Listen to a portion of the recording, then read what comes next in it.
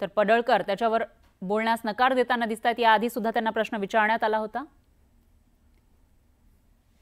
आणि यावर बोलण्यासाठी स्वतः गोपीचंद पडळकर हे आपल्यासोबत जोडले गेले आहेत। गोपीचंद पडळकरजी, तुमच्या कार्यकर्त्यांनी हल्ला केल्याचा आरोप जितेंद्र आव्हाड करतायत, तुमचं काय म्हणणं आहे?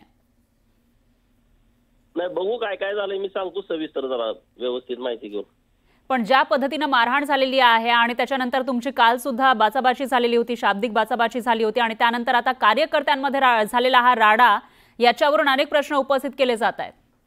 बघतो माहिती घेऊन सांगतो। पण आता जी माहिती आपल्याकडे आहे, तो व्हिडिओ सुद्धा आपल्याकडे आहे, याच्यामध्ये कार्यकर्ते हे मारहाण करताना दिसतायत। तुम्हाला काय वाटतं की एक आमदार म्हणून विधिमंडळामध्ये अशा पद्धतीने मारहाण करणं हे कितपत योग्य आहे? नाही, विधिमंडळात योग्य नाही। बघतो की माहिती घेऊन सांगतो तुम्हाला। पण आरोप आहे की तुमच्या कार्यकर्त्यांनी ही मारहाण केली आहे। हो, बघतो, माहिती घ्यायला लागलोय, मी चाललोय आता विधानभवनात। आता तुम्ही माहिती घेतल्यानंतर जर ते तुमचे कार्यकर्ते निघाले तर त्यांच्यावर कारवाई करणार?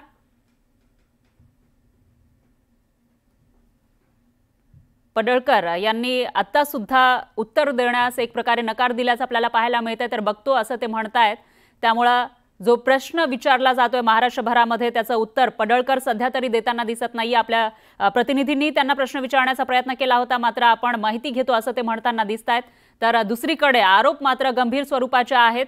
जितेंद्र आव्हाड हे आरोप करतायत आपल्यावरच हल्ला करण्यासाठी हे पडळकरांचे कार्यकर्ते आले होते, असा आरोप जितेंद्र आव्हाड यांच्याकडून केला जातोय। त्यामुळे आता पडळकर माहिती घेऊन नेमकं काय स्पष्टीकरण देणार तेही बघावं लागेल। हल्ला कोणी केला? हे बोला ना, हे बोला, जोरात बोला, परत जोरात बोला। हल्ला कोणी केला? बोला ना, बोला। पडळकरांच्या समर्थकांनी केलाय। कशाला प्रश्न विचारता आम्हाला? तुमच्यात बोलण्याची हिंमत नाही तर प्रश्न कशाला विचारता आम्हाला? सांगा कोणी केला? जोरात बोला। बस झालं, अख्ख्या महाराष्ट्राला समजलं कोणी हल्ला केला। आम्हाला याच्यापेक्षा जास्त काय पुरावा द्यायचे नाही। जर तुम्ही विधानसभेमध्ये गुंडांना प्रवेश देणार असाल आणि ते हल्ले करणार असतील तर आमचेच जीव सुरक्षित नाही आहेत। मी स्वतः ट्विट टाकलंय, मला आई बहिणीवरनं शिव्या दिल्या आहेत, तुला मारून टाकू, कुत्रा, डुक्कर।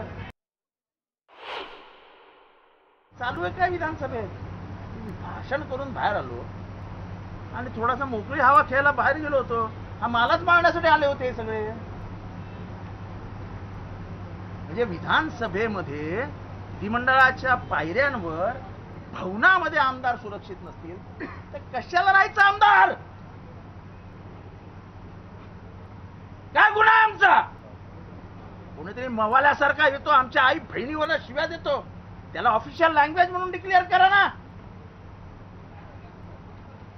अनपार्लमेंटरी वर्ड्स वापरले जातात, करून टाका पार्लमेंटरी वर्ड्स आहेत म्हणून। सत्तेचा एवढा मुजरपणा, सत्तेचा एवढा माज,